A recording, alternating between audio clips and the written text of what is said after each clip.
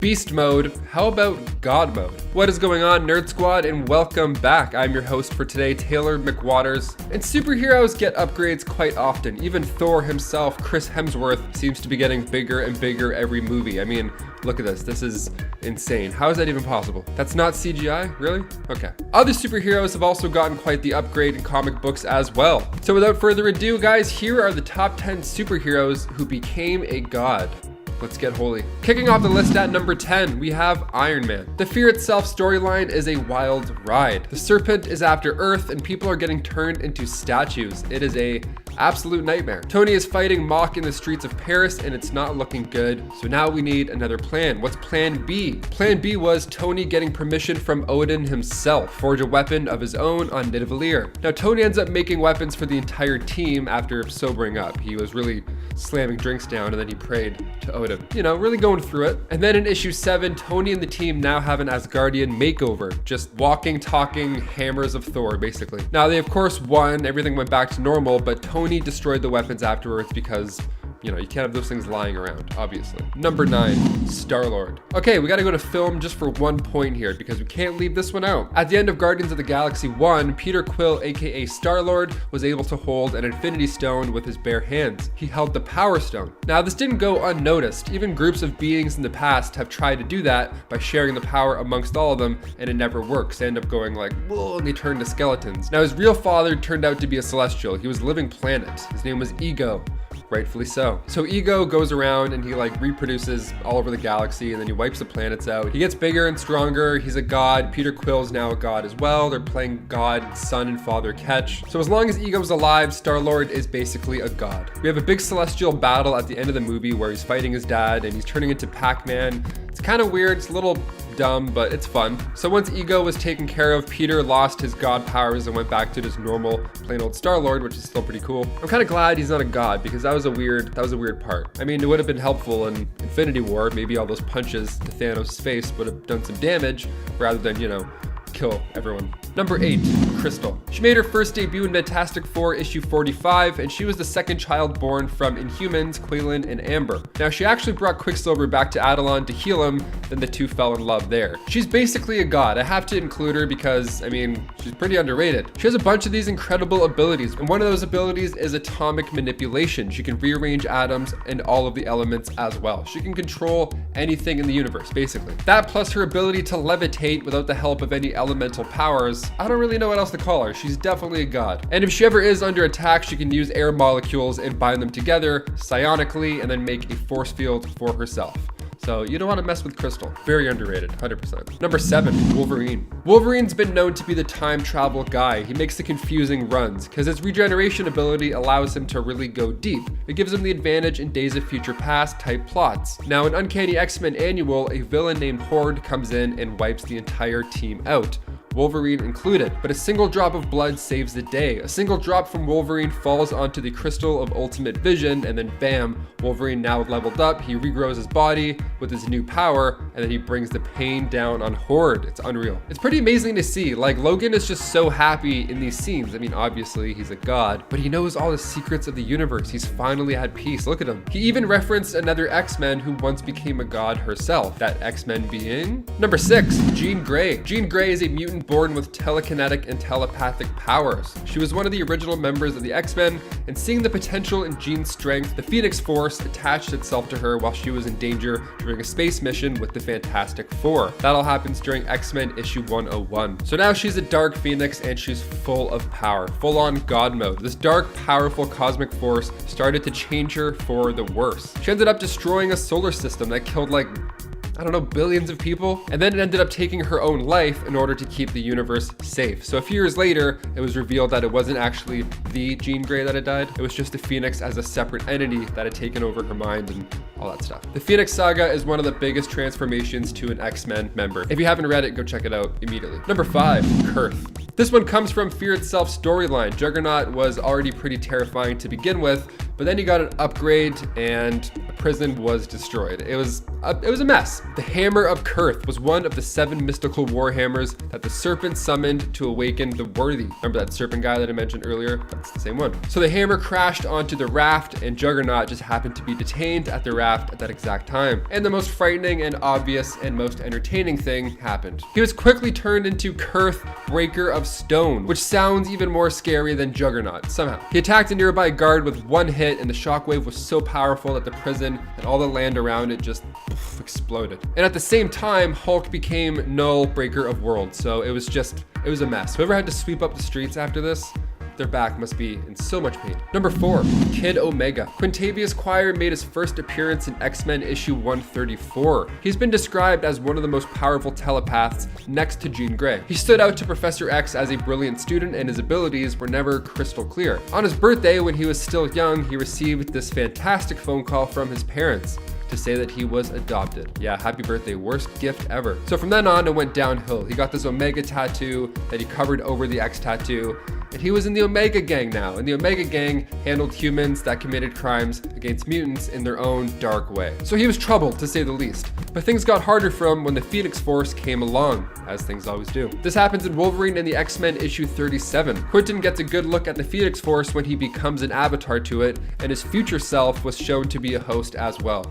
Real trippy moment for him. Number 3, Batman. The Mobius chair is a pretty powerful chair. It made its first appearance in New Gods issue 1, and the chair was created by Mobius himself, aka the Anti-Monitor. Now he gave the chair to Metron, but Metron slipped up one day, and Batman ended up becoming a god for a hot minute. It's pretty sweet. Wonder Woman grabbed Metron with her lasso and pulled his ass right off, and right before he could summon boom tubes, Batman just jumped on it like musical chairs. And then the Dark Knight becomes a bright light. He became the god of knowledge. Batman became the god of knowledge. What an upgrade that was. The whole team is fighting Darkseid, and Batman is just floating in this chair, figuring the universe out the entire time. Like, oh my god. He's searching the cosmos for answers, and it's honestly quite the spectacle to read. And as if things couldn't get better for him, add a power ring into the mix. Yeah, this guy was literally unstoppable. Number 2, Supergirl. Kara Zor-El was 15 years old when her cousin Kal-El was born. She was launched into space right before Krypton's demise and spent 2 decades orbiting Earth's sun while she remained in stasis. Now her pod eventually crashed down in Siberia, and these giant armed robots started to, try and fight her. Now when she fought back, she learned that she wasn't the same. She learned that she was a lot stronger than whatever the hell was around her. And then when Superman himself showed up, the two fought as she didn't really recognize the stranger or believe him about Krypton's, So right off the bat, she's got a lot of rage and confusion inside of her. Now this rage had a chance to come out and get even with the world when she became the Red Daughter of Krypton. This was an ultimate upgrade, definitely counting this as becoming a god. I mean, look at her, that's pretty cosmic and unstoppable. I don't really know what else to call her. And as crazy as it may sound, joining the Red Lanterns helped Kara get over her anger and isolation issues, and she gained emotional stability from it. Get over your depression in these easy steps, just become a god. 4 issues later in Red Lanterns 32, Guy Gardner kicked her out for her own safety. But for that bit of time, Kara was probably loving life. And finally, number 1, Wonder Woman. Now I know Wonder Woman is already basically a god, being the daughter of Zeus and all, but once she became a god of war in the New 52. Wonder Woman issue 23 and 24, we find Wonder Woman taking on the Firstborn, but it wasn't looking good for Diana. She needed help until she went god mode on everybody. Diana has to make the hard choice of driving a spear through Firstborn and Ares,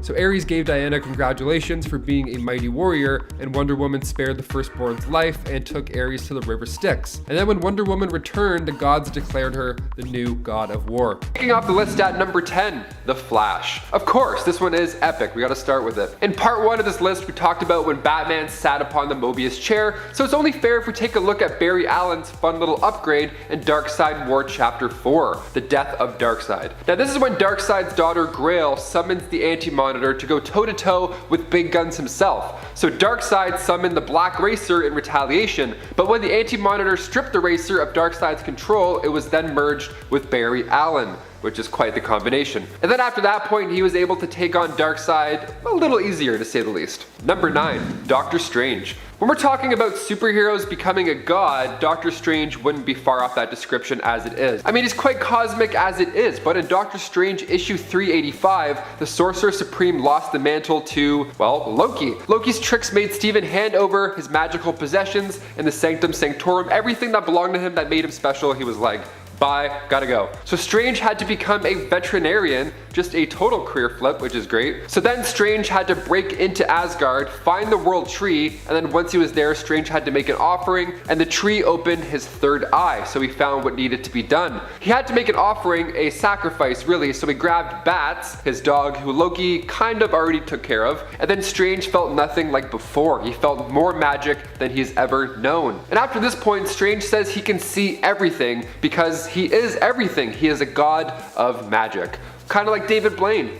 And before we continue on with this list, if you want to go ahead and give this video a thumbs up, that would be great. You're the best. Thank you so much for your support. Now let's get right back into this list. No more wasted time. Number 8, Batman. Okay, back in 1994, best year ever, comic book fans were delighted when the Elseworld storylines were launched. Now there was one shot that had Bruce Wayne become a Green Lantern, and it was pretty epic. A couple times superheroes become lanterns, and I'm gonna count them as a god for a few of them because, well, you can't really argue it too much. Batman in Darkest Night finds Bruce Wayne starting his path as the Caped Crusader, but that's when Abin Sur crashes down to Earth, and that ring that once belonged to him has to find a suitable replacement. Now it ended up finding Bruce Wayne instead of Hal Jordan. And he looks great as a lantern. I mean, honestly, his skills already mixed with his new ability makes him unstoppable, really. I mean, Bruce wasn't the only one to acquire a ring also. The Rogue Lantern, Sinestro, merged with Joe Chill, the guy who was responsible for the death of Bruce's parents. So the stakes are high, the punches are hard, it's a good time. If you haven't checked out Batman in Darkest Night, I suggest you do it, especially if you're looking for more Batman, godly type comics. That's the way to go. Number 7, Cosmic Spider-Man. Of course, we gotta use this guy. Cosmic Spider-Man, aka Captain Universe, is one of the most powerful versions of the web slinger. Cosmic Spidey went toe-to-toe with Rune King Thor and beat him. He was like, no problem, I can do it again. Cosmic Spider-Man isn't from our Earth, he's actually from Earth 13. That's where he retains the power of the Enigma Force, and he first appeared in Amazing Spider-Man Volume 3, Issue 9. Now Cosmic Spidey can't leave his universe or else, well, he would lose the Enigma Force. That's why the resistance of spider heroes always goes to Earth 13. They're like, hey, don't leave, we need you with the powers, we'll come to your house. It's kind of like when your friend's on house arrest and you're like, you know what, we'll come to your place tonight. You know, those scenarios that we're all in. What a weird example. He meets his demise only a couple issues later, but it was fun while it lasted. When the Inheritors were hunting down Spider-Man, their leader Solus drained the Enigma Force from Peter, but we can find more of him in What If Volume 2, Issue 31, titled What If Spider-Man Had Kept Those Cosmic Powers. You see the best of both worlds, Miley Cyrus style. Number 6, Black Widow. In What If Age of Ultron, Issue 3, one of our timelines gets a little messy. See, the Midgard serpent took down all of the Avengers. It was just wreaking havoc, and it killed them all. Well, I mean, mostly all of them. See, Thor bites the bullet during this battle, which leads to Ragnarok, and then everybody who has superpowers is just not around anymore. It's bad. So a whole month goes by with Natasha and the team trying to stay alive, battling every day. Then eventually, Natasha comes up with her own little secret side quest. Mjolnir is in the same spot as it was before, obviously. So while the team is going forward with their own plan of blasting every weapon that they have at the serpent, Natasha sneaks off, reaches out for Mjolnir, reminds the team that they're a bunch of regular humans fighting a god's war, and then seconds later becomes a god herself. The old serpent situation was a little easier to handle after that. I gotta say, Natasha looks pretty good with the hammer.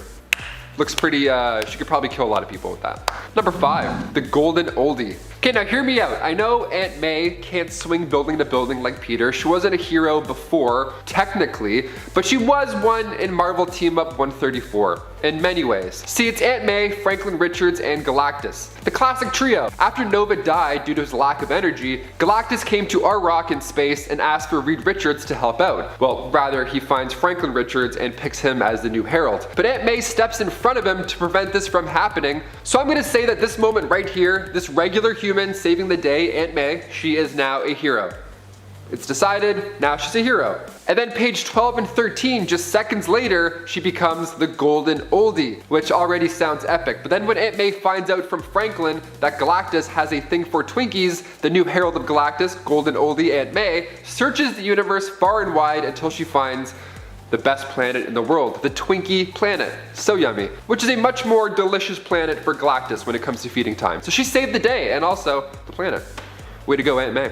Number 4, Captain America. Yeah, I should probably mention this one, seeing that I almost choked on my peanut M&Ms when it happened. Captain America, Tony Stark, and Thor. The big three are going toe-to-toe with Thanos and Avengers Endgame in the third act. Now, the odds aren't looking good at this time. All the snapped heroes haven't really returned yet, so it's still looking not good. Tony is unconscious, Thor is about to get his own axe through his chest, and then Steve hucks Mjolnir at Thanos, and then the theater went nuts. Cap plus the hammer of the gods equals really fun CGI, a lot of good CGI. Cap lifted Mjolnir back in the late 80s in Thor 390, titled The Hero and the Hammer, so it's happened once before. But when Cap had the hammer, he didn't really enjoy the powers of a god. He said they were intoxicating, sure, but it belonged to Thor, so he quickly tossed it back to its rightful owner. What a gem. But those 6 guys got smoked by Cap with the hammer in that initial pull. Like, as soon as he picked it up, those 6 guys are like, that was crazy. Iron Man was actually the first to lift the hammer back in Avengers 122, back in the mid-70s. But then the hammer rules were a little bit different. You see, you could lift the hammer if you were in space, and you could lift it if Thor was also lifting it at the same time, but like, it doesn't really count. It's like when your little brother plays a game with you, but the controller's not plugged in. It's like, it looks cool, but you're not doing much. Number 3, Barry Allen. Making his first debut in Showcase issue 4 way back in the 1950s, Barry Allen, aka The Flash, aka the fastest man alive, has been a founding member of the Justice League, and after an experiment gave him super speed, he's been saving the day at blink and you'll miss it speeds. But then during the events of Blackest Night, Barry is being targeted by a black ring and is forced to get out of there, or else, you know, he joined the others as a Black Lantern. And then in issue 2 of Blackest Night, The Flash, Barry, is chosen to be the wielder of the blue power ring of hope, which adds to the super speed stuff quite a bit. So now he has the ability to heal other lanterns, and now he could even fly on top of the speed, which is pretty new for Barry. His imagination is only the limit here when it comes to powers, and he ends up partnering with fellow Blue Lantern Saint Walker in order to save Barry's grandson, Bart Allen. So it really works out for the best. They kind of kill it. Number 2, Mr. Fantastic. Since the early Fantastic Four days back in the 60s, Reed Richards has been known to be the stretchy smart guy, right? Now, in fact, he's considered one of the smartest people on Earth. He's a polymath who has mastered all of the sciences, be it electrical, chemistry, physics, aerospace engineering, that's a big one. But after the events of Secret Wars, Reed got an even bigger advantage when he convinced Molecule Man to strip Dr. Doom of his powers and instead give Reed the Omega upgrade. So after this, Mr. Fantastic was able to destroy Battleworld, rebuild Earth 616, and also bring his family back from the dead. Must be nice, that's pretty sick. And finally, number 1, Superman. Yeah, whenever the Man of Steel gets another upgrade, it's bound to be pretty impressive, even closer to god level. Now I know he was already a god before, kind of with his powers, but it just gets even better. Before Darkseid and the Anti-Monitor went against each other in Darkseid War, Superman and Lex were taken to Apocalypse, which was a mess, of course. And on top of that, there wasn't a sun in the sky, so Superman was getting to that 20% battery notification pretty quickly. Things aren't looking hopeful. He's losing his powers, it's not looking great. Lex had this brilliant last resort idea where Superman would fly down into the planet because it's filled with sun fire. Sure, not a bad call at all. But what ends up happening is far greater than they expected. The dark energy charged Superman back up, but it also turned him into a negative version. Not like, you know, he was sad, he didn't listen to like Evanescence and stuff, but he was the god of strength now, and also his morals just went out the window, so it made for a pretty entertaining ride. It was a nice change. Number 10, Harley Quinn. There was a time when Harley Quinn in the comics ended up being recruited by Granny Goodness of Apocalypse. She would end up going with her to Apocalypse, and even end up being convinced by her to join her team of female Furies, who are effectively new gods. This only ended up being a thing for a few issues, but gave Harley a pretty rad new look and a hammer.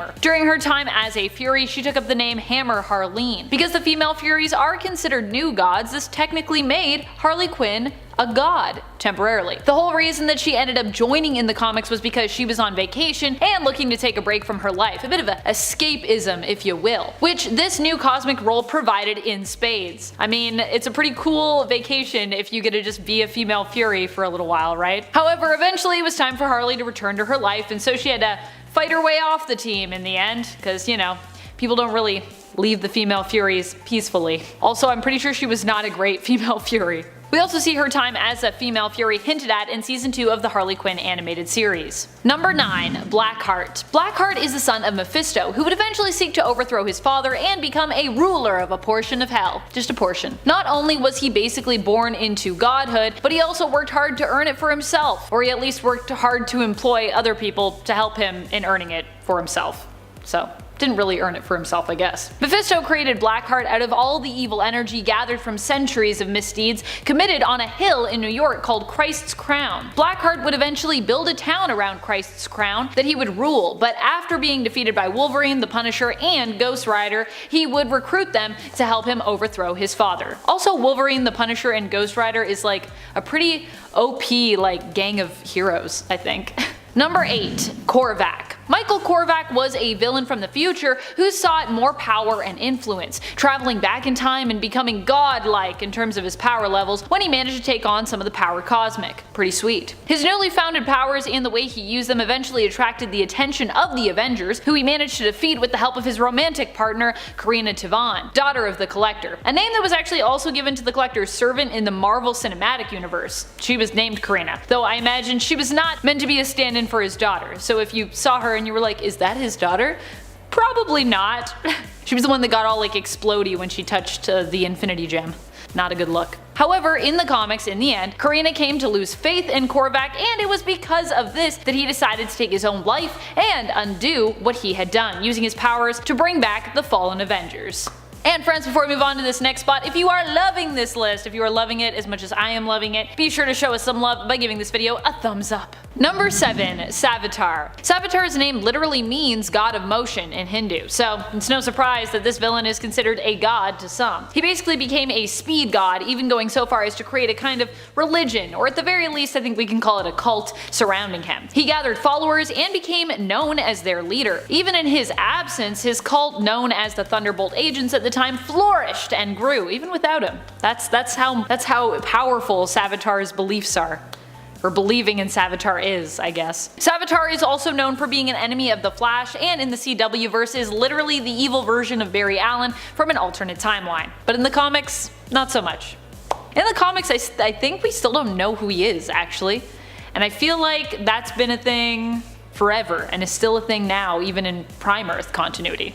Who is Savitar? We don't know. Number 6. Apocalypse. Apocalypse became a god very briefly during the Otherworld tournament of Ten of Swords. Of course, some may see him as a godlike being all the time, but at this moment he truly was a god, just as his wife had been before him. Though here, Apocalypse was also able to show his strength and resilient will off, separate from the godlike power that he attained. Near the end of the tournament, an all-out war broke out when Apocalypse, after winning the battle against Genesis, refused to kill her. Annihilation took over Genesis, causing a war between all involved, including the Amenthi demons. However, Apocalypse would manage to wrench free the golden mask of annihilation from Genesis, sundering their connection. As such, the mask would then possess him, but Apocalypse's will was strong, and he was able to resist the temptation of its power. He simply used it to make the Amenthi stand down, causing a ceasefire basically. Saturnine would then remove the mask from Apocalypse and turn it into a staff, but boom, with her magics, making it much less of an influential artifact from there on out.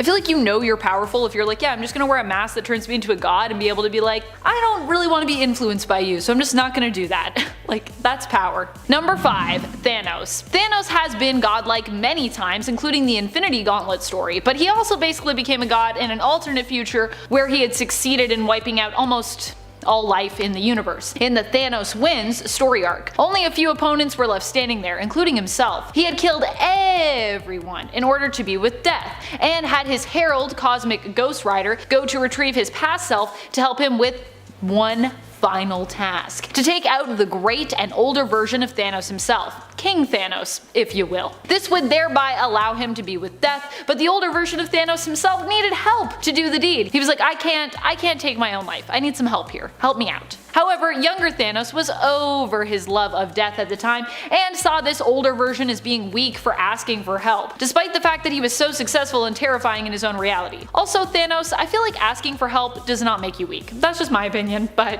hey. Younger Thanos decided to leave his older self alone, returning to his own reality and refusing to become him, thereby denying this older King Thanos' very existence. So, he was a god, but now he's gone. Bye. Bye! Number 4. Joker. There was a time in the comics when the Joker ended up getting 99.9% of Mr. Mixie's Piddlex power. Mr. Mixie had only intended to give him 0.01%, but was tricked into doing just the opposite, because ain't that just how it goes. With this level of power, Joker ruled as a god. He did all sorts of wacky and awful things. He ate all of China, put Superman in an insane asylum, and tormented and tortured Batman daily, killing him on repeat, but basically always bringing him back to life. He was defeated though, and lost his power when it was acknowledged that without Batman, the Joker was nothing, and he simply couldn't exist without the hero, which was why he had never killed him permanently with his newfound power. This weakness ended up being his downfall. Number 3. Gorr the Godbutcher. Gorr the Godbutcher reveals himself to have become a god through permanently bonding and integrating with the All Black on the alternate Earth of 14412, a future where Thor becomes King Thor. So many kings on my list. Gorr, in transferring his own consciousness into the Necrosword and thereby bonding permanently with the All Black, has become an eternal being incapable of dying.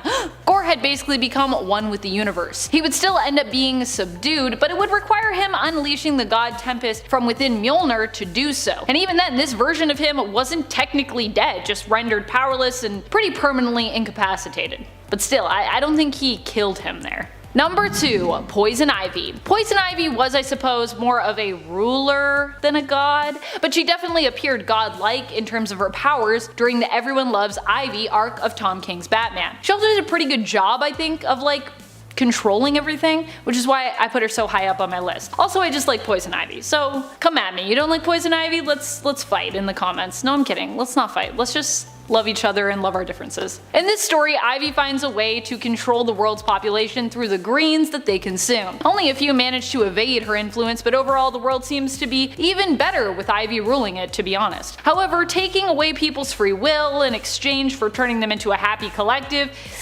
is pretty frowned upon by the heroes who do remain. Batman finds a way to free Harley Quinn from Poison Ivy's influence, hoping that she might be able to resolve this issue more peacefully, or just, resolve it at all, as both Batman and Catwoman are a bit at a loss as to what to do, considering how powerful Ivy is at this point. Harley manages to talk Pamela down, and in the end, Poison Ivy gives up her control willingly. But also, how cool would it be if Ivy just continued to rule the world, and that was DC now, and that was just how it went forever? I personally would read that comic book. I think it'd be great. Number 1. Doctor Doom. Dr. Doom ended up becoming a god during the recreation of Battleworld. When the incursions happened, he was the one to stand up and take on the power of Molecule Man in order to try and save the multiverse. He wasn't a great god in this new world, but hey, he did his best, stitching together all the alternate worlds with the Earth of 616 to save each in creating a patchwork-like interconnected reality where each alternate Earth basically became like a province or a territory in this new battleworld, which God Emperor Doom himself ruled over. In the end, Doom was convinced to give up his power in order to make things right, and turn the universe back into something similar to what it had been previously. He would pass on Molecule Man's power to Reed Richards, who in turn would alter reality so that Doom's face would be healed again, and so that Doom would believe the Fantastic Four were no more, which allowed him to finally be happy, ending the story with a big Dr. Doom smile. How lovely. I love a happy ending. What do you think are some of the most powerful supervillains around? Which is your favorite supervillain goes God mode story? Which supervillain is your favorite just overall? Let us know in the comments below. This has been Top 10 Nerd, and I am your host Amanda McKnight. Till next time, you stay nerdy, YouTube.